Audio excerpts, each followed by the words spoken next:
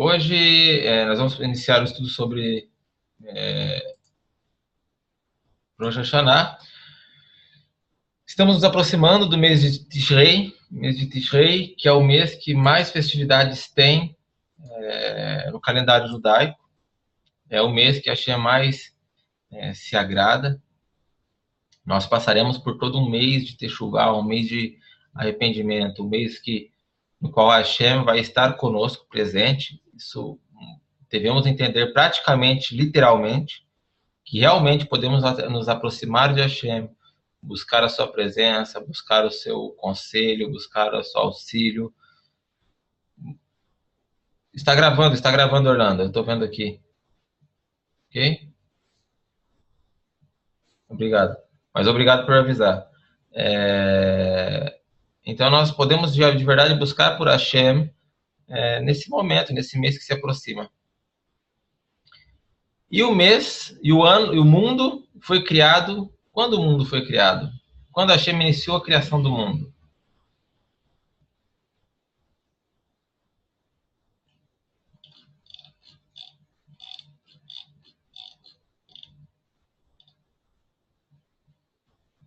Hashem iniciou a criação do mundo em Elul, dia 25 de Elul, e não foi em Tishrei. Então, tiveram 5 dias em Elul, Hashem criando as coisas, e no 6º dia, que foi o dia 1º de Tishrei, Hashem criou o ser humano. Então, o 1º de Tishrei não é a criação do mundo em si, mas é a criação do ser humano, o ponto-chave da existência humana. Da existência humana, evidente.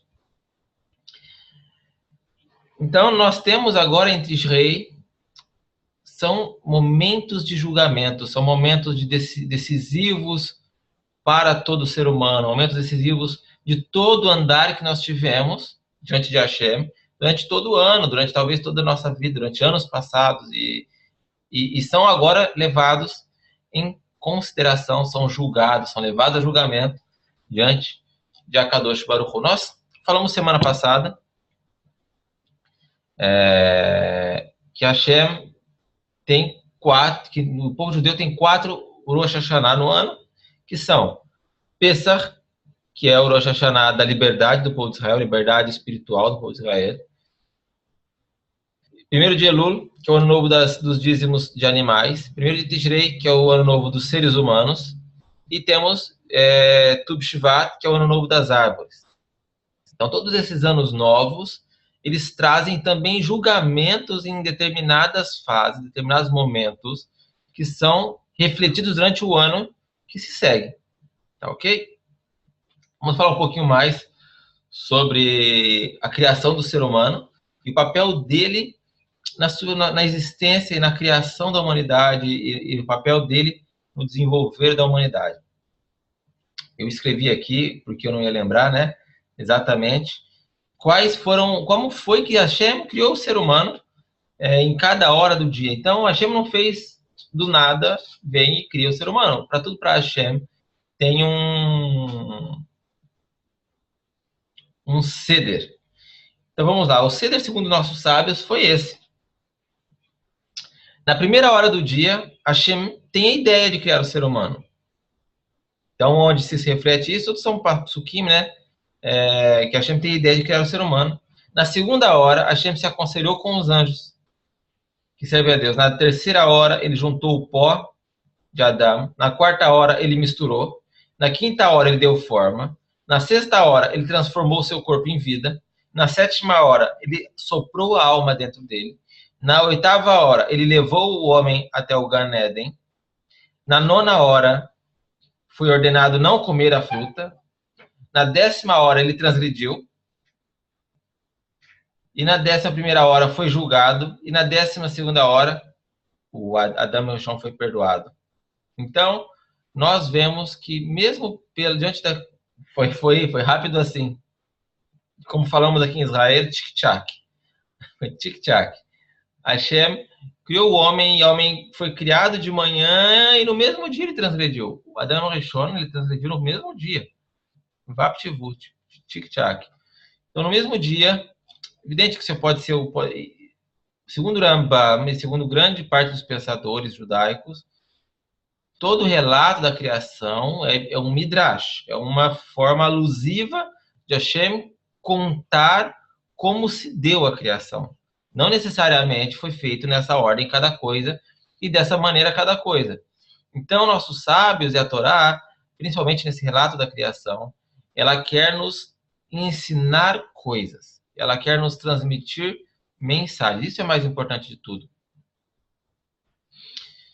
Então, da mesma forma com que Adão transgrediu, foi julgado e foi perdoado, também Hashem decretou que durante todas as gerações futuras, o Rosh Hashanah fosse um dia de techuvá, de arrependimento, que as pessoas pudessem ser julgadas e que Hashem pudesse também perdoar as pessoas, perdoar as pessoas porque realmente fizeram uma techuvá verdadeira e porque realmente querem agora se encaminhar para um caminho de justiça, um caminho de verdade, um caminho de integridade. Então, o Rosh Hashanah, ele é um caminho para a recriação. Todas as nossas obras que nós fizermos nos primeiros dias do ano, eles vão ser um reflexo para todo ano por vir. Então, se nós formos mais observantes, Bezrat Hashem, nesse período, então, também Bezrat Hashem, vamos ser observantes durante todo o ano por vir. Se iniciarmos no ano transgredindo, vamos seguir transgredindo todo o resto do ano, porque se não nos importa nem nesse período fazer as coisas direito, o que nos importará então daí para frente, para o restante do ano. Então, da mesma forma com que acabamos de estar aqui, nós temos 4 Rosh Hashanah, temos também 4 momentos de julgamento do ser humano durante o ano. Os momentos de julgamento são, em Pessach, somos julgados pelas colheitas que vão vir durante esse ano. Em Shavuot, nós somos julgados pelas árvores frutíferas. Em Rosh Hashanah, todos os habitantes do mundo passam diante de Hashem como Bnei Marom, vamos falar disso daqui a pouco, tá bom? Bnei Marom, filhos das alturas, mas não necessariamente é essa tradução. Daqui a pouco eu vou falar sobre Bnei Marom. Anotem, é muito bonito. E, como está escrito, quem criou vê seus corações. E quem entende suas todas as ações, e que é quem entende todas as suas ações. É um Terrilim, Salmo 135. E em Sukkot nós somos julgados pelas chuvas que estão por vir. Está no Talmud Bavli, Masechet Rosh Hashanah, página 16a. Então nós temos esses 4 momentos de julgamento durante o ano. Porém, em Rosh Hashanah são abertos, nossos sábios dizem, também no Talmud Bavli, Masechet Rosh Hashanah, página também 16b, os nossos sábios dizem que são abertos diante de Hashem, também é uma metáfora, também é uma parábola, 3 livros. Quem sabe quais são esses 3 livros? Para quem são esses 3 livros?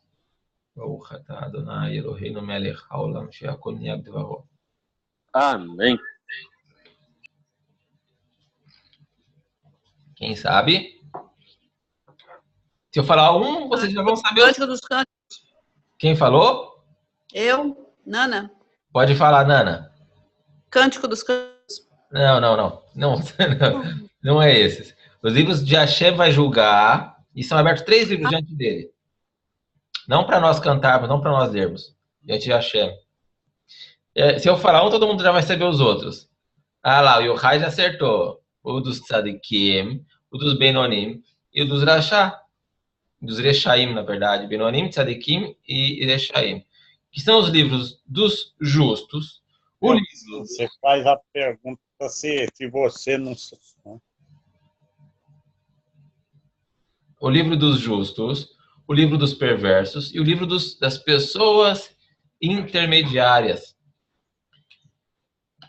Então,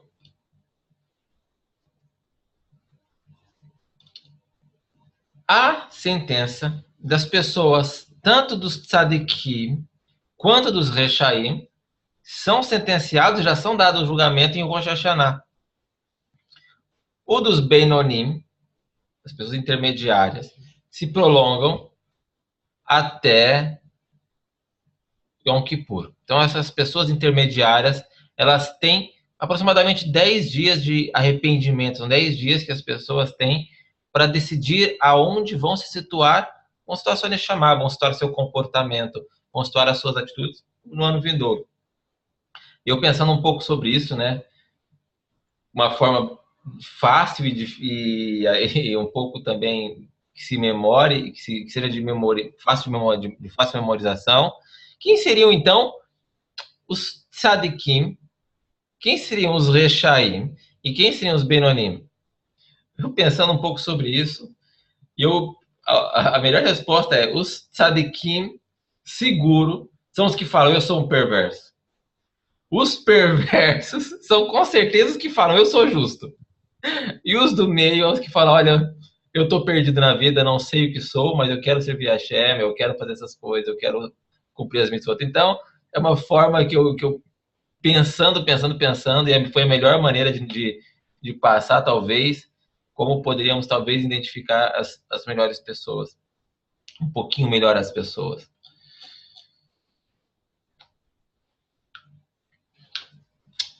Essa variação que a Hashem faz em Rosh Hashanah e durante todo esse período, desde Rosh Hashanah até Yom Kippur, ela não é só avaliada de acordo com quantidade. Então, uma pessoa que faça uma grande quantidade de boas ações, mas ele vai e faz uma transgressão intencional.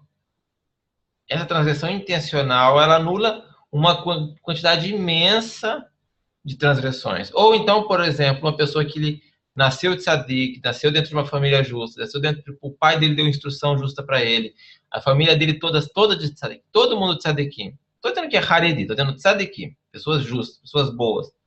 E essa pessoa, ela vai e se desencaminha. Cada atitude má dessa pessoa vai refletir no mundo espiritual, no seu mundo de julgamento, de uma forma monumental. Enquanto nós temos do contrário também, uma pessoa que nasceu numa vida, no meio de uma família de ladrões, de assassinos, no meio do tráfico, no meio de tudo que de mal que pode existir dentro da sociedade. E essa pessoa vai e busca um caminho de justiça. Qualquer atitude mínima que essa pessoa venha fazer de justiça vai ecoar nos mundos espirituais, nos julgamentos dessa pessoa, vão defender ela como grandes escudos, entendem? Então, não necessariamente é a quantidade de coisas que as pessoas fazem que vai defender, ou que vai ser ou que vai se apresentar diante dela, diante do seu julgamento. Mas, sim, às vezes, uma pessoa com uma coisinha pequenininha se apresenta diante dela uma grande coisa.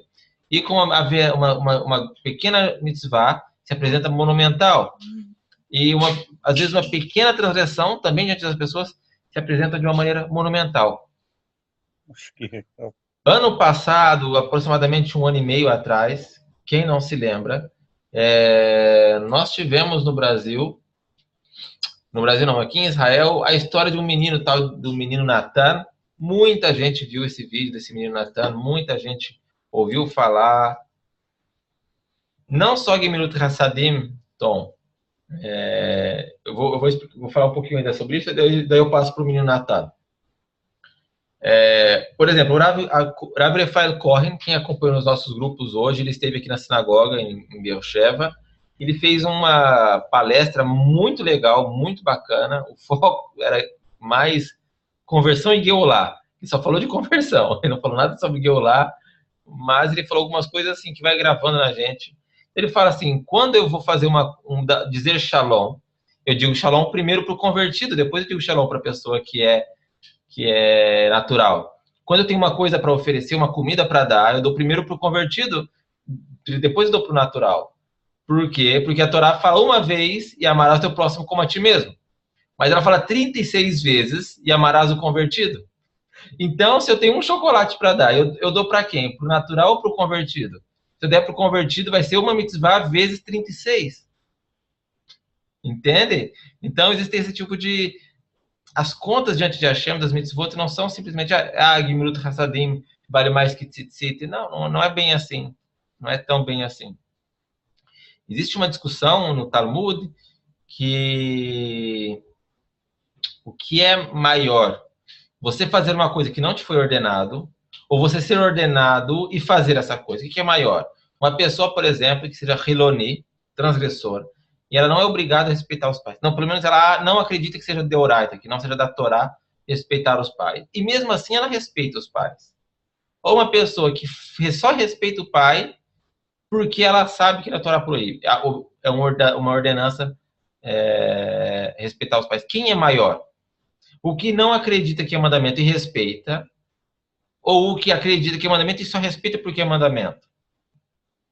Então, são discussões, isso é uma discussão, vai longe essa discussão no Talmud. Então, não necessariamente é só Gimilut Chassadim, são tudo, é tudo em geral.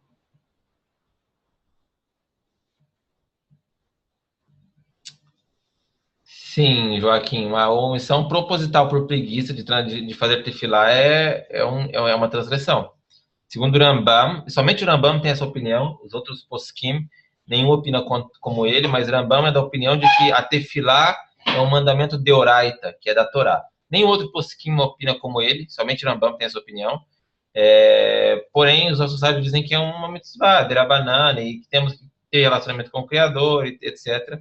Porém, a tefilá, segundo somente o Rambam, é uma deoraita.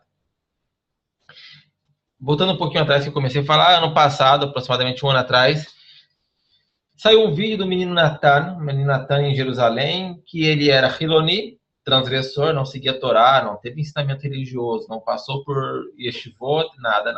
E um dia ele estava na casa dele, e ele deitou no sofá e deu um clique na cabeça dele, e ele fez o mesmo caminho que Rabi Akiva, foi para o céu. Um momentinho. Ele teve uma visão do além, uma visão do Pardes. Ele conta muitas histórias sobre o Pardes, muitas histórias sobre o Guerrinon. É um que tem uma entrevista na Yeshiva, esse mesmo, Tom. Ele vai para o Pardes, ele vê os Guerrinon, ele vê os lugares onde as pessoas são castigadas, ele vê isso, vê aquilo outro. E ele fala assim, que cada vez que falava uma das suas transgressões, os melachim de acusação gritavam Rachar. E quando ele apresentava pequenas mitzvot, e todo mundo fala tzadik. E no céu, isso foi a visão que ele teve, né? Não estou dizendo que seja verdade, mas é interessante esse ponto. E aí ele ficava... Aí um dia ele lembrou na vida dele que ele usou tzitzit. E aí, quando se apresentou essa mitzvah do tzitzit para ele, foi algo assim monumental, muito forte, que essa mitzvah acabou com luz, etc. Olha só, o Tom passou aqui o vídeo. Enfim, eu não me impressionei com o vídeo, e quase nenhum judeu se impressiona muito com o vídeo. Por que não se impressiona com o vídeo? Porque ele não contou nada de novo. O Natan, esse rapaz, tudo que ele conta está no Talmud, está no Midrash, está no Zohar, está em N livros. N livros. Todos os nossos livros já relataram isso. Tudo que ele falou já estava relatado. Não tem nada que trouxe, não tem um hidush, não tem uma coisa nova da parte dele. Aí, qual é a diferença? A diferença é que ele aprendeu isso sem ter estudado. A diferença é simples assim. Ele dormiu e acordou sabendo. E é diferente de uma pessoa que estuda, decora, sabe exatamente o que vai falar e fala. É muito diferente. Então, isso impressionou. A autoassimilação, o conhecimento automático que ele recebeu. Enfim, para encurtar esse assunto, que não é tão importante para nós. Então, nós vemos como pequenas mitzvot, elas representam uma grande defesa para nós diante do nosso julgamento. Ok?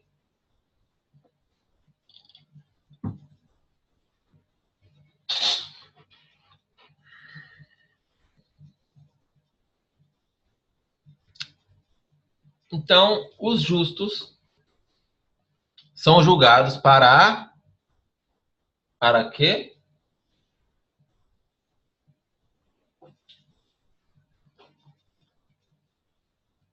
Vida. E os Rechaim são julgados para Morte. Muito bom. Então, nós acreditamos que os justos, quando passam Rosh Hashanah, são julgados para a vida. E os Rechaim são julgados para a morte. Todos concordamos com isso? Alguém discorda disso?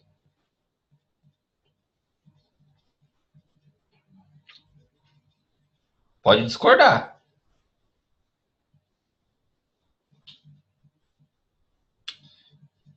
Como ninguém discordou, então eu faço a pergunta. Então, como pode ser que nós acreditamos de verdade nisso? Nós acreditamos de verdade que um perverso, hoje ele é um perverso, passou Rosh Hashanah, passou um ano, e ele continua perverso, e ele está vivo ainda. Como pode ser isso? Eles duram anos, e o contrário também acontece. Às vezes você vê uma pessoa que é um tzadik, e ele passa no Rosh Hashanah e morre antes de chegar o outro Rosh Hashanah. Então, como pode ser que o justo, ele era um tzadik, e ele foi julgado para a morte, e o outro que é um rachá, que era julgado à morte, foi julgado à vida? Tem conexão? Oh, muito bom. Esse julgamento não é para esse mundo. O julgamento desse mundo é diferente. A Hashem tem uma espécie de julgamento para esse mundo, e nós estamos sendo julgados para o Olam Rabá. Todo o nosso quinhão está sendo escrito nesses livros da vida e da morte. Então passa um ano e você é escrito no livro da vida. Outro ano você é escrito no livro da vida. Outro ano você é escrito no livro da vida. Outra pessoa é um rachá e ele é escrito no livro da morte. Outro no livro da morte, no livro da morte. Chega no fim das contas, lá vão abrir os livros e falar assim, olha, esse só tem o nome no livro das vidas. Esse outro tem o nome do livro da morte.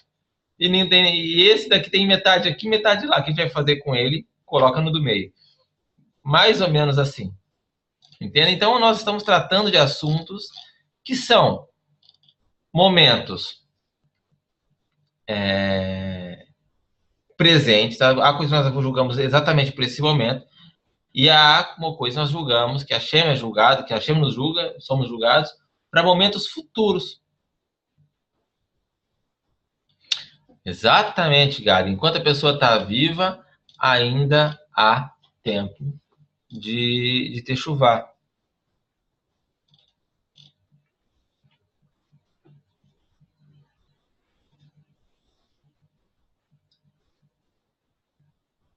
Agora tem uma pergunta. Quem tem uma empresa, eu tenho uma empresa, e eu quero fazer um balanço dessa empresa. Quando que eu faço o balanço? Final de ano. Final de ano. Exatamente. E por que a Hashem não faz o balanço no final do ano? Faz o contrário. Faz no início do ano. Talvez para dar oportunidade, Rav, de você voltar atrás, né? Mas ele poderia ter dado também em Elul. Já deu Elul inteiro.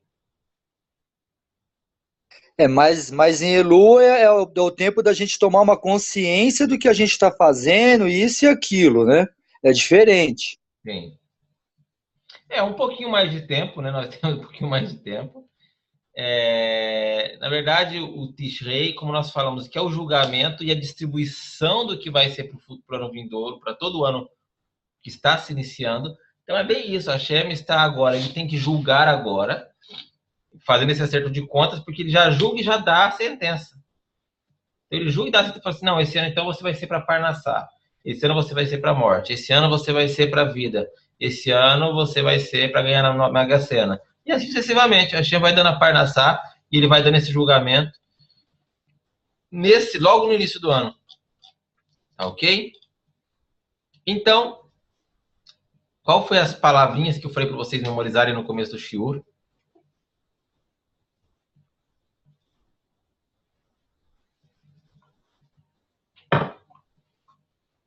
Nós somos julgados como Bnei Maron.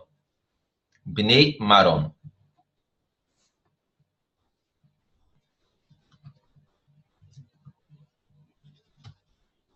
Assim que se escreve. Então, o que quer dizer exatamente Bnei Maron? Bnei Maron existem 3 opiniões sobre o que é um Bnei Maron. Então, Bnei Maron, segundo Reish Lakish. Reish Lakish, quem sabe a história de Reish Lakish? Não precisa ser extenso. Quem foi Reish Lakish?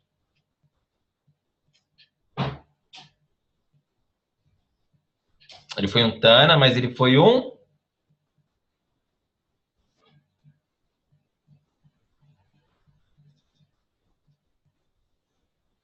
gladiador. Reish Lakish, ele era um gladiador, e essa é a opinião dele, segundo a opinião dele, como as alturas da casa de Maron, então essa é a primeira opinião, como as alturas da casa de Maron, uma casa elevada. Outra opinião, Rabi Yehuda disse em nome de Rabi Shmuel, como os soldados da casa de David, nós somos julgados. E outra opinião, que é de Rabba Bar Hana, disse em nome de Rabi Yohanan, todos são julgados ao mesmo tempo. Então, nós temos 3 opiniões. As 3 opiniões são nós somos julgados como carneiros, como todos somos julgados ao mesmo tempo. Porém, Hashem nos faz passar como passa quando as pessoas no passado queriam contar carneiros, colocava um tablado, assim, 2, como chama isso? 2 cercas muito próximas, e ali passava um carneiro de cada vez. Não tinha como entrar 2 e passar 2, era um de cada vez. Então, assim, nós somos julgados. Como as pessoas faziam também para contar o dízimo no passado, né? Passavam lá os carneiros, contavam 1, 2, 3, 4, 5, 6, 7, 8, 9, o 10º batia com uma vara com uma tinta na ponta. Então, assim, nós somos julgados, nós passamos todos, um por um, diante de Akadosh Baruch Hu, porém, somos julgados ao mesmo tempo. Como as alturas da casa de Maron. O que isso quer dizer, então? O que Reish Lakish quis dizer como as alturas da casa de Maron? É como se fôssemos julgados como um caminho estreito. Existe uma casa elevada, um caminho muito estreito com o qual você tem que subir, e você pode cair de um lado ou de outro lado. E a última opinião é que nós somos julgados também como soldados da casa de David. Ou seja, os soldados também eram contados, eram muito importantes, e eram contados um a um, porque os soldados eles eram importantíssimos numa guerra, numa batalha, em qualquer situação de bélica que fosse necessária. Então, cada soldado é importante. Então, também somos contados como eram importantes cada soldado para casa de Davi. Então, Hashem nos julga. Eu vou voltar a falar sobre isso, tá bom? Não vai ficar no ar, não. Vamos falar um pouquinho e já eu volto sobre o tema do Bnei Maron. Então, Hashem, quando ele nos julga dessa maneira, como ovelhas passando por um contador de ovelhas, como soldados indo para a batalha, ou como um caminho estreito subindo a uma casa elevada. Um pouco abstrato esse julgamento, né? Essa maneira de julgamento. Porém, segura aí. Então, Hashem, em Rosh Hashanah, ele é o nosso juiz, a nossa testemunha e o nosso acusador. Hashem, Akadosh Baruch Hu, ele é quem vai se apresentar, é diante dele com o qual nós nos apresentamos, é diante dele com o qual nós vamos ter que prestar contas, e é diante de Akadosh Baruch Hu que nós vamos ter que receber a sentença devida para este ano por vir. Então, nesses 3 pontos de julgamento que nós temos, o primeiro ponto é como rebanho. Nós somos julgados como um rebanho.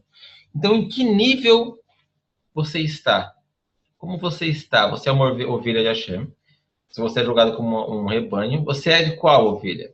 Você está servindo ao seu Criador de verdade? Você está buscando fazer a vontade do seu Senhor? Você está sendo realmente submissa às mitzvot de Hashem? Essa está sendo a sua postura. Como as alturas da casa de Maron. Ou seja, você está subindo ou está descendo na sua vida? Você, do ano passado para esse ano, como você esteve? Você melhorou ou você desceu? Não tem outro caminho, não tem como ir para o lado. Para o lado é um abismo, ou para o outro lado é outro abismo. Não dá para ficar parado. E último, como os soldados da casa de Davi. Ok, ano passado você tinha estudado Shabat. E esse ano? Que você estudou? Você estudou Parashá? Você estudou Kashrut? Quais atividades você desenvolveu? Que atividade? Quais armas você agregou à sua Neshama, ao seu comportamento, a sua conduta, seja onde for, seja no trabalho, seja com os amigos, que armas você adicionou? Como tem o Midrash que diz que todo Shabat nós ganhamos uma alma adicional, e quando a alma retorna no Motzei Shabbat, é perguntado para ela, qual é o Hidush? O que você aprendeu de novo? Você desceu para a Terra, e o que você aprendeu de novo? O que você estudou de novo nesse Shabbat? Enfim, é mais ou menos isso. No fim do ano, nós somos julgados exatamente dessa maneira. Como temos servido ao nosso Criador, se temos subido ou temos baixado, e o que temos trazido de novo, o que temos aprendido de novo, o que temos buscado de novo para as nossas vidas.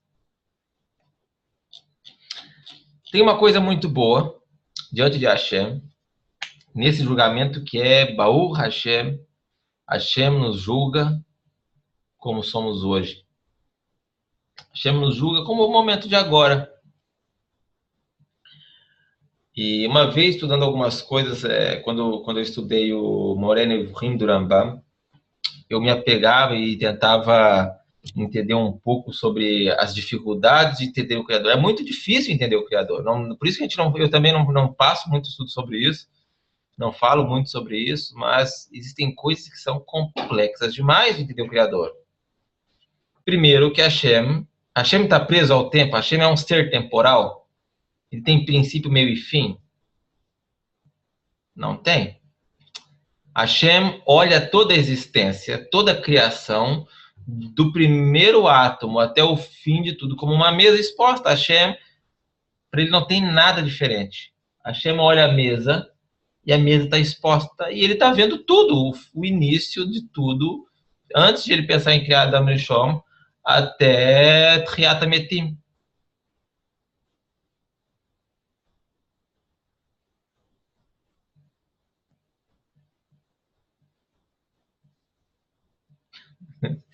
Sabe mesmo, Barra, sabe tudo. Então, Hashem olha não só a nossa vida, mas toda a existência dessa maneira. Então, para mim, era um problema um pouco problemático entender como lógico que ele sabe aonde nós estamos, mas como é o julgamento dele baseado nessa escala temporal, porque nós entendemos o tempo. Nós vivemos diante do tempo. Não tem como ser mais maneiro, não. Para Hashem, para Kadosh Baruch Hu, não existe o tempo. E ele sabe que existe, mas ele não sofre influência do tempo. Então, existiam problemas, porque uma vez eu estudando com uma pessoa, nós chegamos a um problema que é como Hashem precisou concentrar a sua existência para, por exemplo, falar os Aseret Dibrot, os 10 pronunciamentos. Por quê? Porque a fala é temporal. Nós falamos uma palavra, outra palavra, outra palavra. Hashem falava como um todo. Por isso que fala que eram como voz de muitas águas, porque as pessoas e Hashem, nessa questão temporal, foi essa uma das explicações, né? Que é para maneirar um pouco. Mas de vez em quando é bom subir um pouco o nível e fazer assim, de vez em quando tem que subir, tem que baixar, para que as pessoas pensem um pouco, coloquem seu pensamento para pensar coisas novas. Então, a Hashem, ele tem existe na minha cabeça essa problemática ainda, filosófica, esse problema filosófico dentro do judaísmo, mas ele é o criador do tempo, do espaço-tempo, então ele controla isso e ele se situa nisso. Pois bem, então Hashem, por mais complexo que seja isso, ele nos julga no agora, mesmo que ele saiba o que nós fizemos e o que nós vamos fazer. Nós vemos isso num relato de quando Sara expulsa a Ismael e Agar, em Bereshit, em Gênesis 21:17, um malach vem e diz o seguinte: Hashem atendeu a voz da criança no seu estado atual. O que quer dizer no seu estado atual? Porque Hashem atendeu a voz da criança no seu estado atual. Por que Hashem salvou Ismael nesse momento? Por quê? Não seria muito melhor para todo mundo, para toda a existência, que Hashem falasse, deixa esse moleque morrer de sede, morrer de fome, e acabou-se o problema. Não ia ter atentado, não ia ter ISIS, não ia ter Fatah, não ia ter Hamas, não ia ter Gaza, não ia ter Palestina, não ia ter aquela mesquita lá na mesquita de Omar. Por quê? Porque Hashem fez o menino voltar a viver. Porque não nos julga segundo os pecados que nós venhamos a cometer, e sim pelo que você faz hoje. Exatamente, aí que é a questão. Hashem nos julga, muito bom, nos julga em nosso momento atual. É o hoje. Hashem vai julgar a cada pessoa no seu instante. Rodomilson, você ergueu a mão, quer comentar alguma coisa?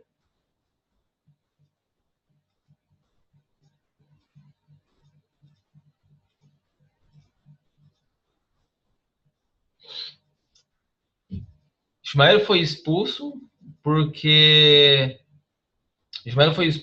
no dia que Isaac estava sendo desmamado, ele ria e ele tinha dizem, não sabem que ele brincava ele era arqueiro, né? E ele meio que ameaçava Isaac com flechas. Então Sara achou melhor expulsar ele, mas ele é descendente de Abraham, ele tinha uma mitzvah que protegia e que protege os ismaelim até hoje, que é a Brit Milá. Os ismaelim até hoje fazem circuncisão, então eles têm um mérito, um grande mérito, que é a aliança de Abraham. Então isso defende muito os muçulmanos hoje em dia. Inclusive, defendeu eles durante a história. Por que os cristãos não conseguiram exterminar os muçulmanos? Porque eles tinham um mérito, eles tinham um grande mérito. Você vê, os cristãos ficaram aqui na época das cruzadas pouquíssimos anos. Os muçulmanos conseguiram governar todo o Oriente Médio por muito tempo. Por quê? Porque eles eram defendidos justamente pela Brit Milá, pela Brit Abraham.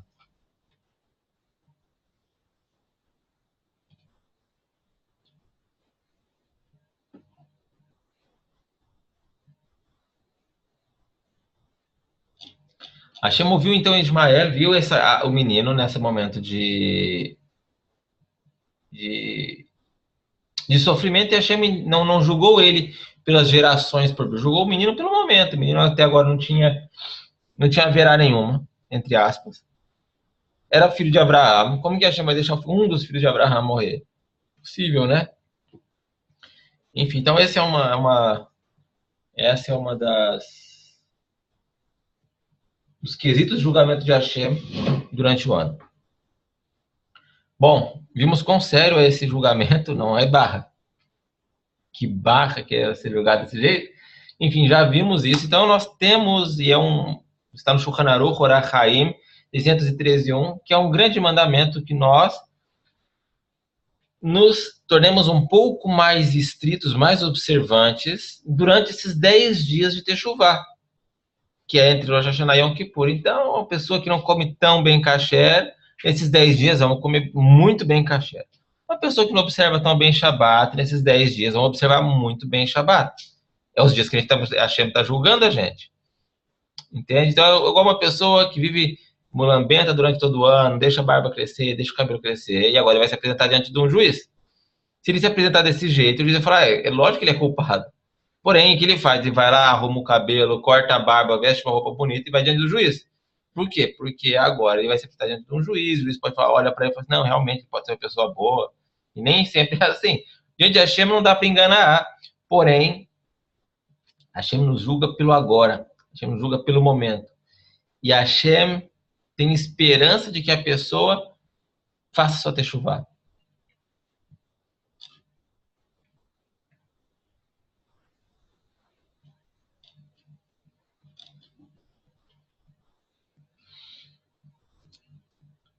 Então Hashem, ele julga a terra nesse determinado momento, em Rosh Hashanah, julga todos os nossos méritos, todas as nossas transgressões, todas as nossas condutas, ele nos decreta seu veredito. Porém, tem um passuque na Torá que é o seguinte: os olhos de Hashem, teu Deus, estão sobre Israel desde o início do ano até o final. O que quer dizer isso? Que os olhos de Hashem estão sobre Israel desde o início até o final.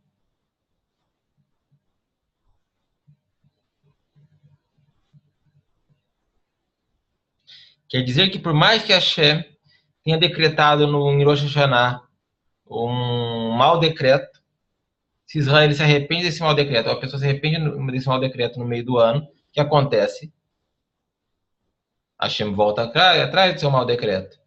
Se Hashem fez um bom decreto, Israel agora começa a praticar perversidade, ter transgressões, Hashem vai vir trazer uma punição.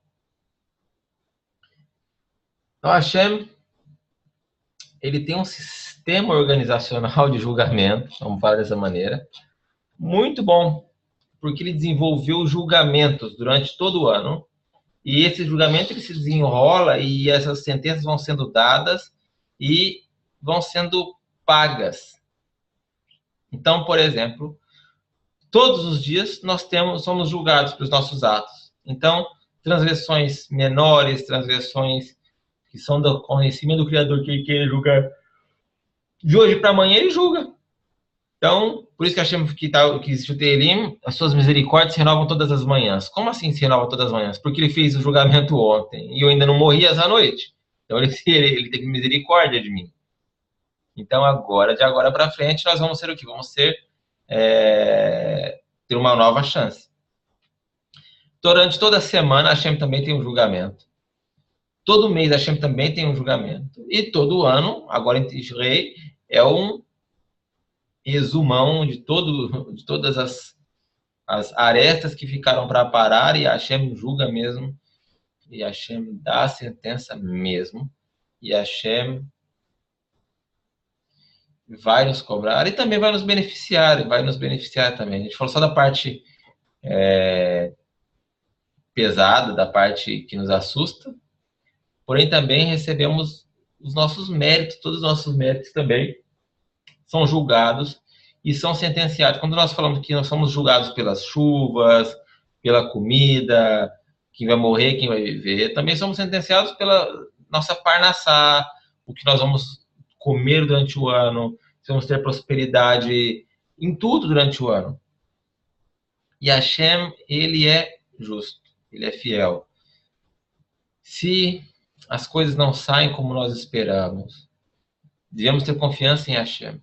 Confiança de que é Ele que está controlando a nossa vida, Ele que está controlando tudo. E foi sentenciado já. Não há como nós mudarmos tanta coisa do que Hashem já sentenciou. Se sentenciou que dia X vai acontecer tal coisa, vai acontecer. Não somos nós que vamos conseguir, por nossos poderes, mudar algo significativamente. Sim, Edivaldo, para todos os seres humanos. Não somente para o judeu esse feito de julgamento. O julgamento é para todos os seres humanos. Da mesma forma que Adão Rishon não era judeu e foi julgado, todo ser humano recebe esse julgamento exatamente nesse dia.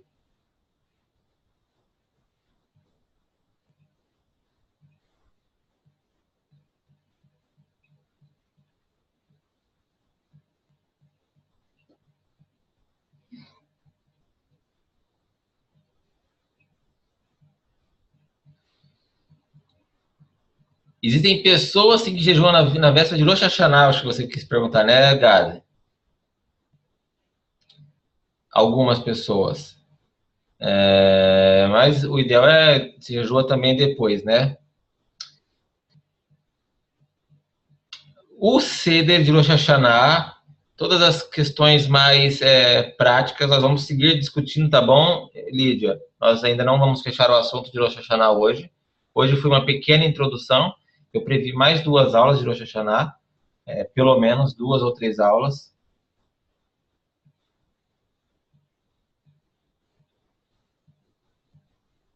Uma pessoa que não é judia, que nunca ouviu falar de judaísmo, ele não tem obrigação nenhuma de guardar o judaísmo.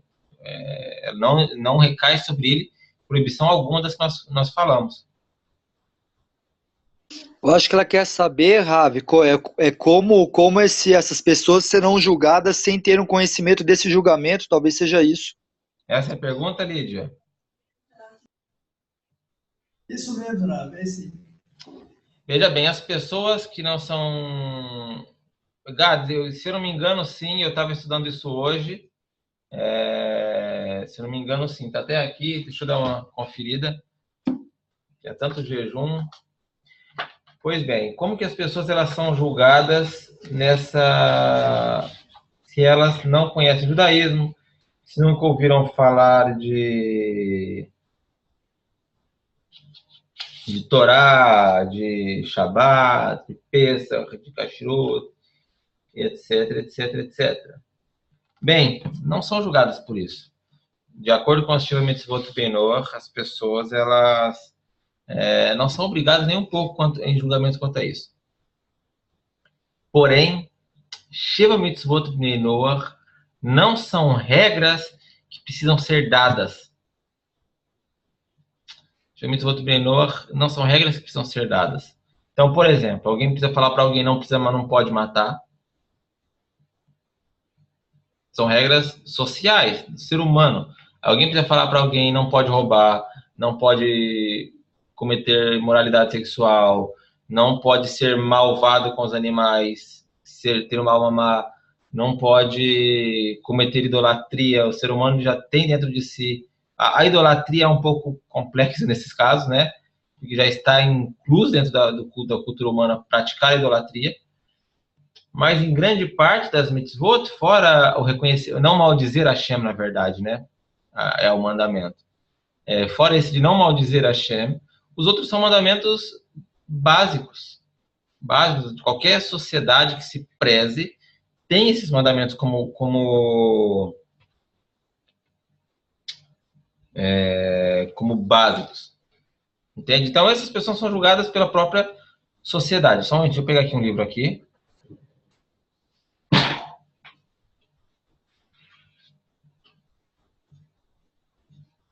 Meu livrinho de Ismael.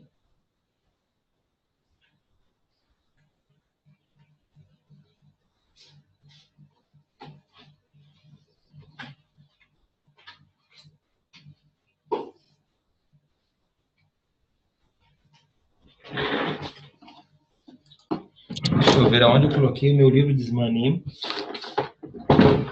Tem todos os costumes por dias, mas...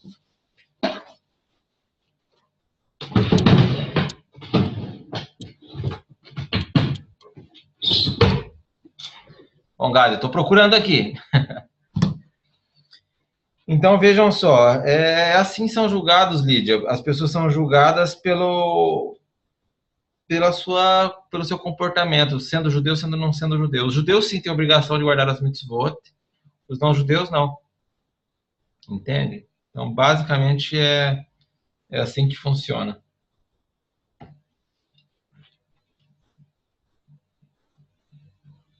Aqui, página 40. Ah, não.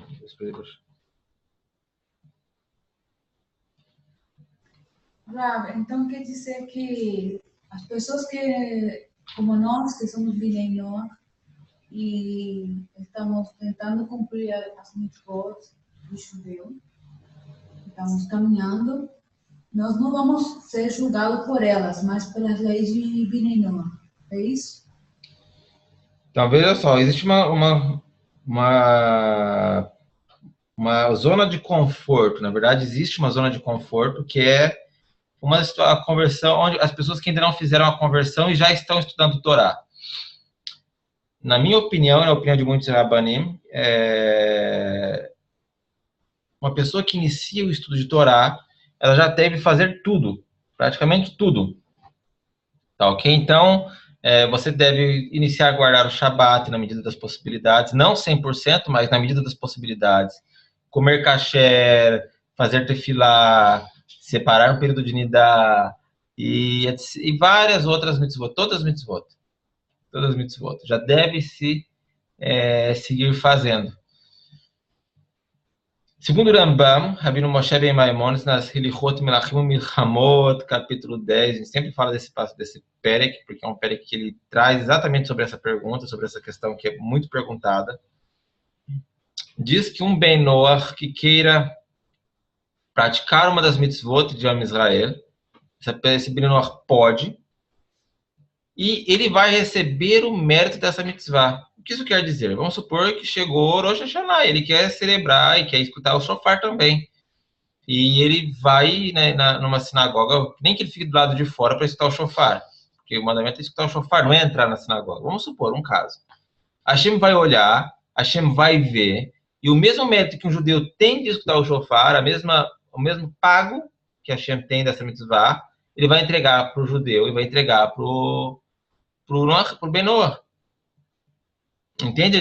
Por isso que eu falo uma zona de conforto. Por quê? Porque a pessoa ela tem os méritos, mas não tem o julgamento. Então, supor que um Ben Noach vai um ano e escuta o shofar, vai outro ano e escuta o shofar, já que a gente está falando de Rosh Hashanah, né? E vai outro ano e escuta o shofar, e outro ano não dá para escutar o shofar. Se fosse um judeu, ele teria transgredido um mandamento positivo e escutar o shofar. Um Ben Noach não transgrediu nada, ele só não escutou o shofar e não vai ter o mérito que ele teria de ter ido escutar o shofar. Entende a diferença do julgamento nesse caso?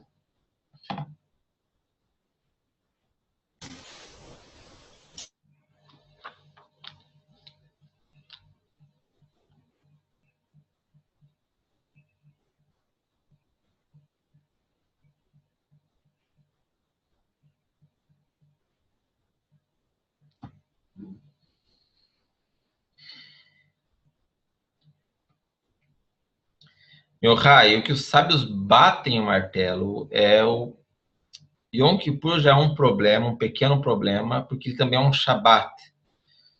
O problema é que o Shabat como Shabat, ele foi dado como um sinal. O Shabat, nós falamos Shabat e Hagim. Shabat e Hagim é tudo Shabat. Então, um não judeu pode, vou falar bem entre aspas, guardar o Shabat. Como? Fazendo como provavelmente vocês estão fazendo. Não que eu esteja desconfiando de vocês, ou não que eu não acredite que vocês estão se esforçando ao máximo. Não é isso. Mas é que é muito difícil não guardar o Shabat. Guardar o Shabat. É muito difícil. É muito difícil.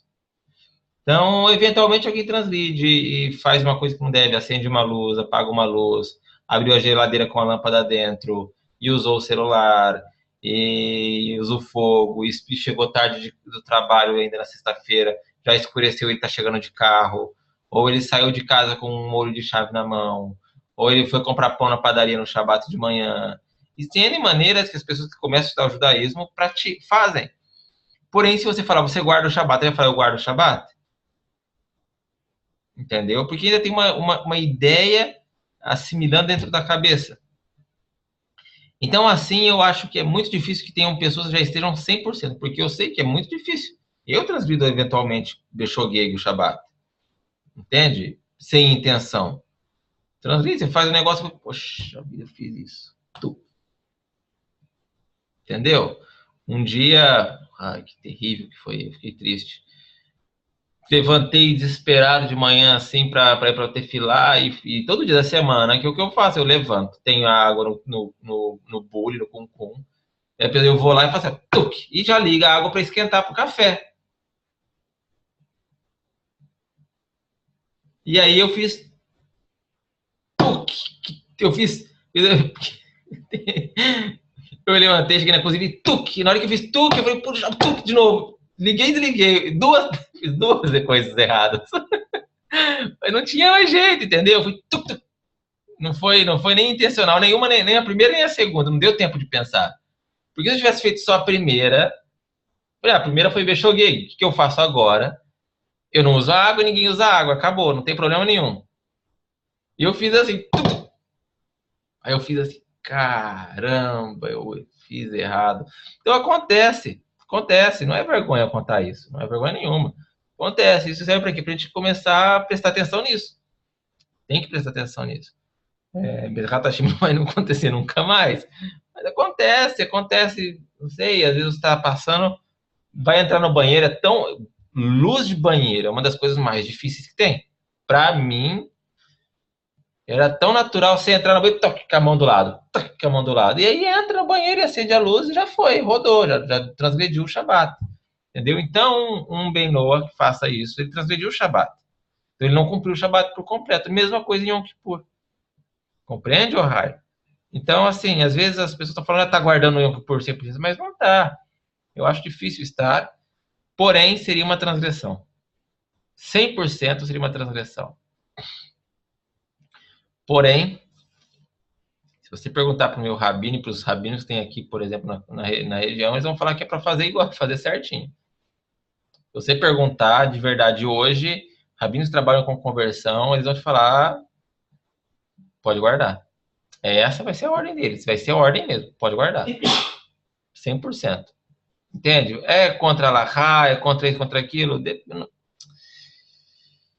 A prática é, às vezes, um pouco diferente da Lahá. Às vezes. A gente vê e fala assim, a gente lê o Shulchan Aruch e vê um monte de coisa. E você vê as pessoas fazendo tudo diferente, mas o que está acontecendo? Então, às vezes, a prática, a interpretação de cada rabino em algumas coisas, que é muito... Tem coisas que são oscilantes. Sim, acontece. Então, existem essas diferenças de opiniões.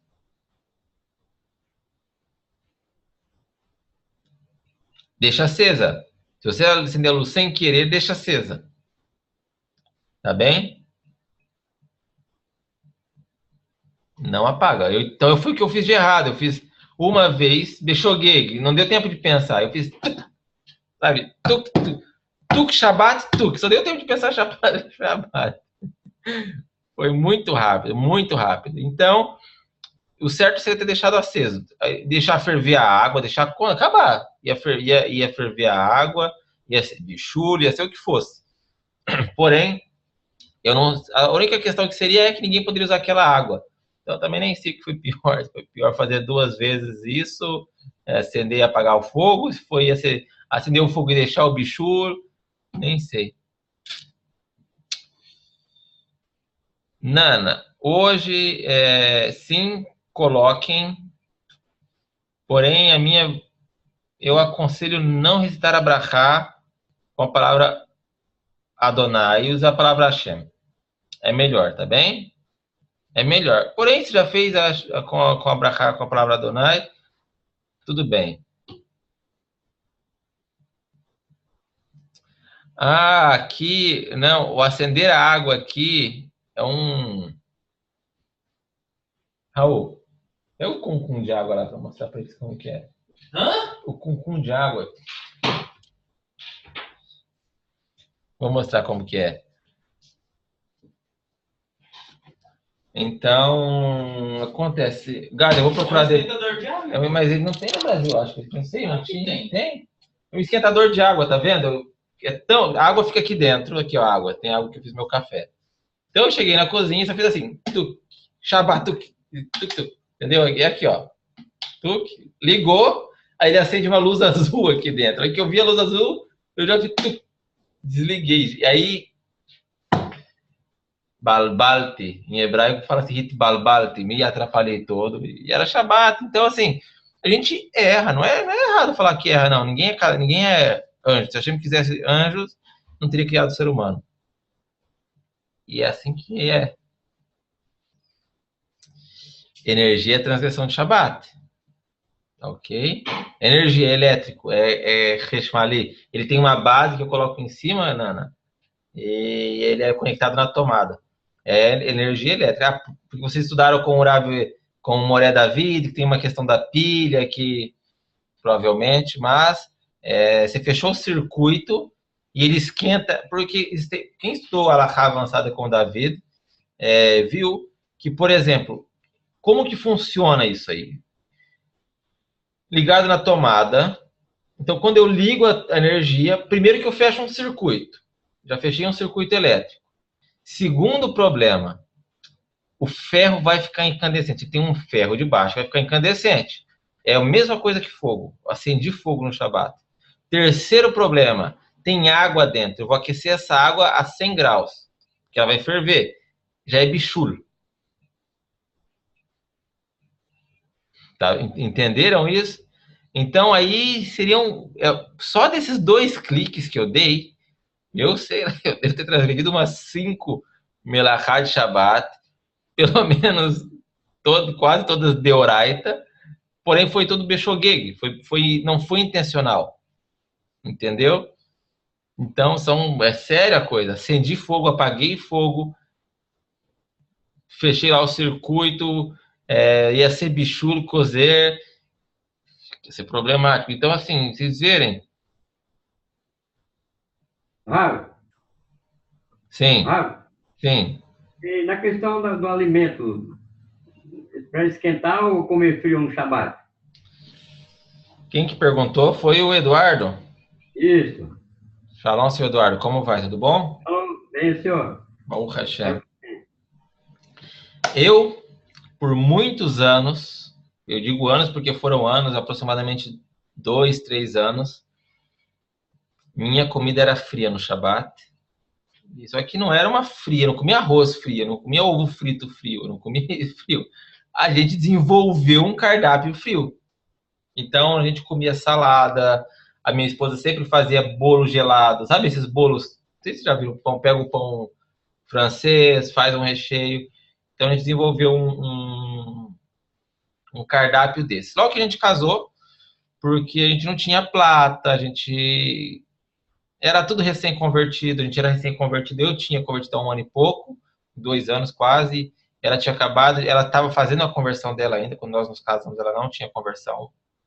Nós nos convertemos, eu converti Massorti, ela converteu depois Massorti, depois que nos casamos no civil. Então a gente estava assim, dando os primeiros tropeções na vida, né? E aí a gente não comia carne quente. Algumas vezes a gente comia quente, porém, como nós fazíamos? Pegava uma assadeira, essas de fazer pão, virava ela de boca para baixo, colocava ela em cima do fogão, do fogo mesmo, e ligava o fogo bem no baixinho, e ele deixava. Isso se chama garuf katum, tem uma definição alárrica para isso, que é garuf katum, que é um fogo tampado, que ninguém vai mexer nesse fogo, então seria permitido usar esse fogo dessa maneira, que é garuf katum. Eu não sei se o Davi já explicou isso para vocês na Halachá de Shabbat. Isso é bem complexo fazer. Não pode ficar abrindo porta perto, etc. Tem que estudar bem a Halachá para poder não fazer bobeira, não fazer bobagem. E aí a gente fazia isso, colocava a assadeira em cima e eu colocava panelas em cima dessa assadeira. É mutar, é permitido fazer isso. Poucas vezes a gente fazia isso porque gasta bastante gás. É o Shabbat inteiro gás ligado. É da sexta à tarde até o fim do Shabbat, todo dia à noite. Tá bem? Também não pode usar micro-ondas, Cleófas. Você está fazendo bichula igual. Está ligando energia elétrica, está fechando o circuito, está fazendo um cozimento. São N problemáticas com micro-ondas, com tudo. Chapa elétrica com tarma. Então, enfim, fizemos isso, né? Tivemos esse momento da nossa vida, um momento frio de nossa vida, que comemos frio. Eu e nossos amigos, quem conhece o Moré Efraim, do curso de hebraico, nós nos conhecemos desde que eu tinha 12 anos de idade, faz muito tempo. Pelo menos 20 anos, 21 anos quase, que eu conheço o Moré Efraim. E começamos nossa vida no judaísmo junto, e começamos tudo junto. Naquela época, olha eu contando nossa história, né? Naquela época que a gente começou a descobrir as coisas de judaísmo, todo mundo passou por isso. E aí a gente comprava o pão francês na padaria e comia com salame de frango. Não era kasher, lógico que não era kasher, mas era o melhor que a gente fazia. A gente foi aprendendo, né? Depois a gente descobriu que não podia comer o salame de frango, a gente fazia uma saladona. Era a única coisa. A gente comeu, acho que aquela salada. Quanto tempo que a gente comia aquela salada, Raul? Acho que a gente comeu aquela salada uns 5 anos. Como que a gente foi 5 anos comendo salada? Ele pegava uma Tupperware grande, abria, sei lá, 2 latas de milho, uma de ervilha, azeitona, cenoura ralada, acho que era esse o ingrediente. colocava tudo lá, misturava. E aí no Shabat tinha isso, a halá, e o que mais que tinha? Isso, a halá, tinha mais coisa. Batatinha frita, sabe essa batata palha? Batata palha, e a gente comia isso. Anos comendo isso, anos de Shabat. Ele vem aqui na minha casa no Shabat e aí a gente fala, rapaz, tem uma saudade daquela salada. O Yosef, que é o irmão do Efraim, vocês não conhecem, acho que quase ninguém conhece ele. Ele está no nosso grupo, pessoa maravilhosa. Eu sempre falei, Yosef, aquele pão com salame que a gente comia era bom, né? Enfim, a gente passa por fase e a gente tem que ir melhorando. Eu fui melhorando, a gente foi melhorando.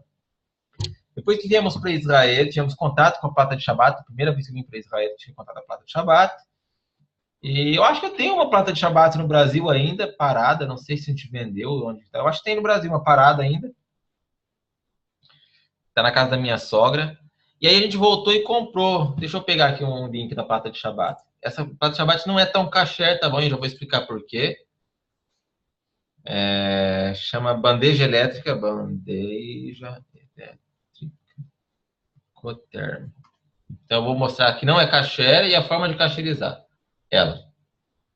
Então, vamos lá. Essa daqui. Tem época que ela está mais barata, tá bem? Mas de qualquer maneira é mais barata do que a bandeja elétrica, do que a plata de Shabat na Sefer. Ver quanto está custando aqui. Mais ou menos. Está mais caro do que quando eu comprei. Ó, não, está caro. Isso não pode. Aqui. Vou passar o link do Mercado Livre, tá? Do Mercado Livre, tá bom? Deixa eu mostrar aqui para não ter erro.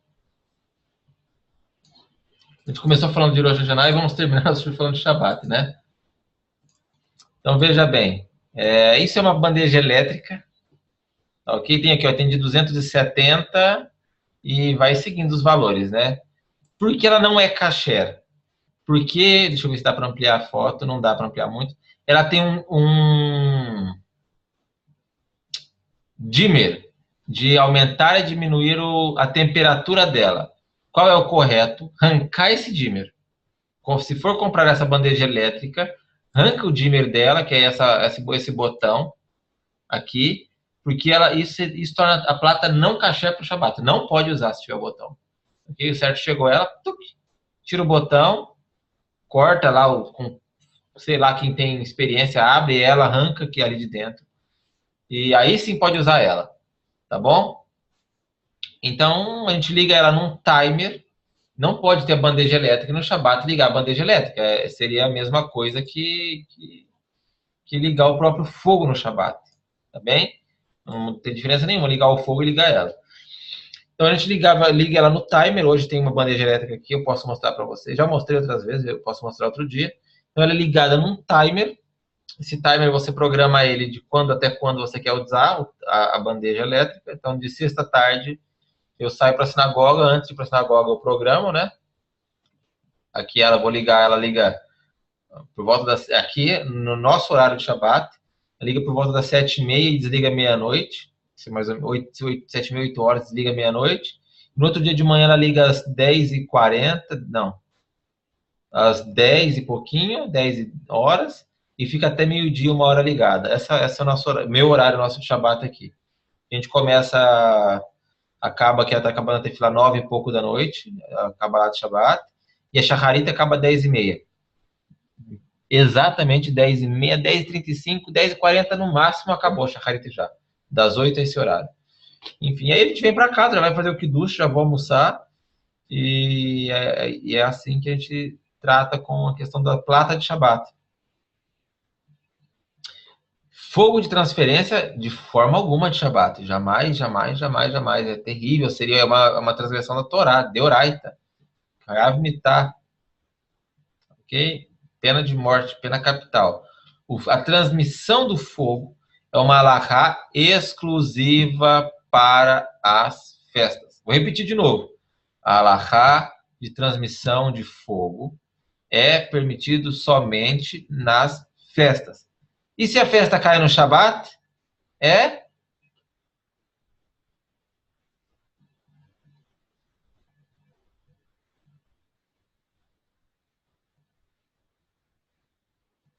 Proibido! Muito bem, completamente proibido. Hasve Halil acender fogo no Shabat. Não pode acender fogo no Shabat. Nem de transmissão, nem de mental, nem de nada. Não pode. Tá bem?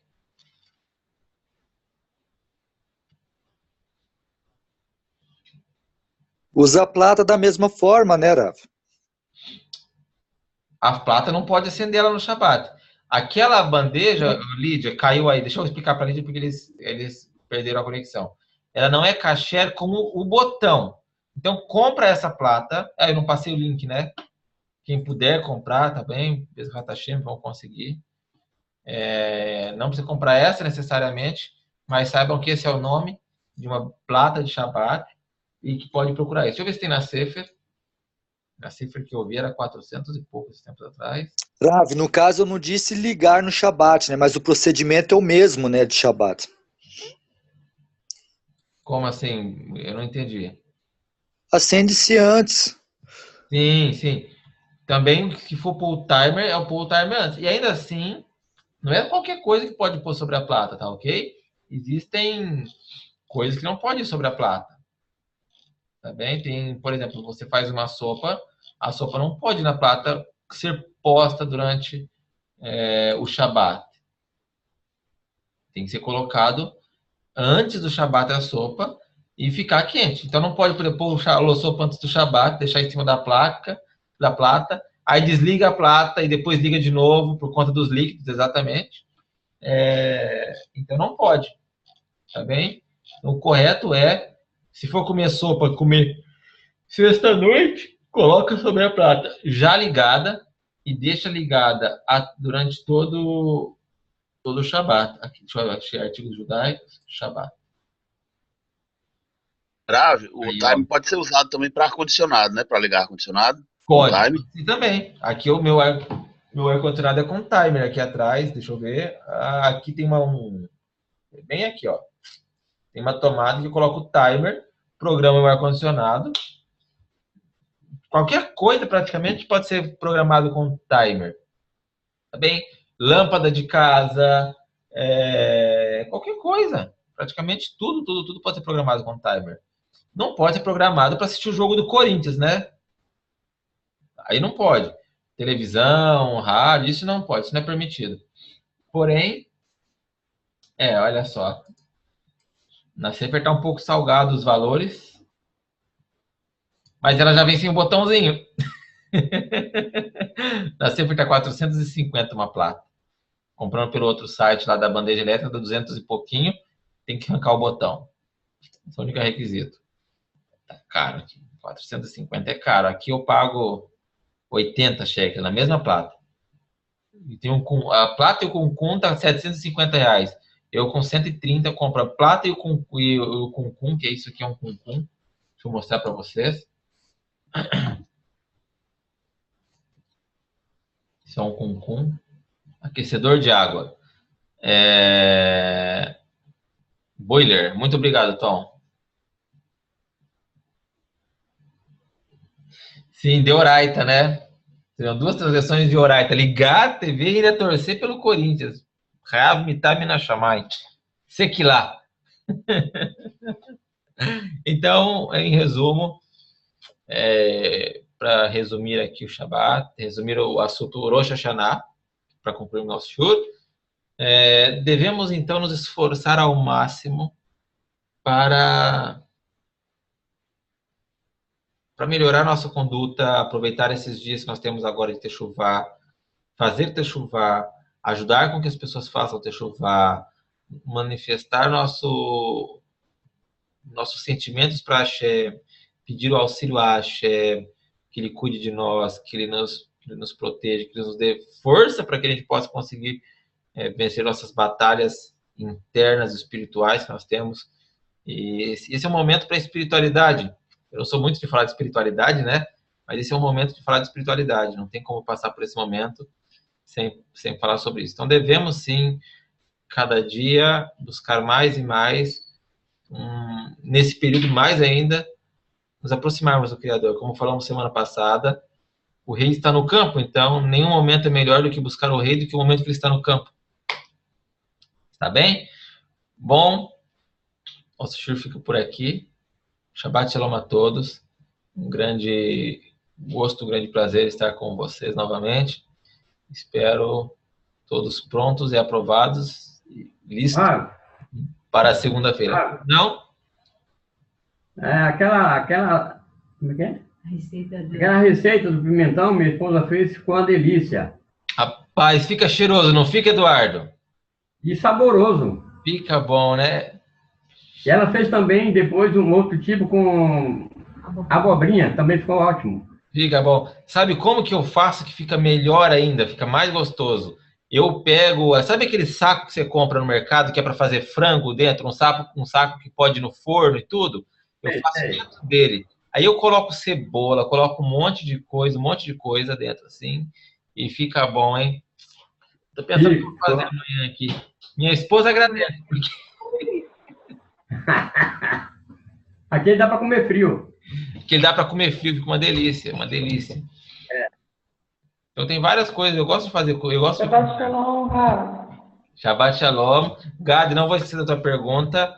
Lívia, não esqueça da tua pergunta sobre a Tefilat Haret. Se eu esquecer de alguma pergunta, me relembrem, por favor. Vocês sabem que eu esqueço, é muita. Mas... Mais receita para nós, hein, Ravi? Mais receita. Opa! Me pediram umas receitas parve, sem carne. Vai ter que criar um canal só de receita agora. Você já pensou? Eu estou pensando aqui que eu vou fazer. Eu tenho que criar um nome, né? Então tá bom, gente. Shabbat Shalom. Obrigado. Shabbat Shalom. Shabbat Shalom a todos. Shabbat Shalom.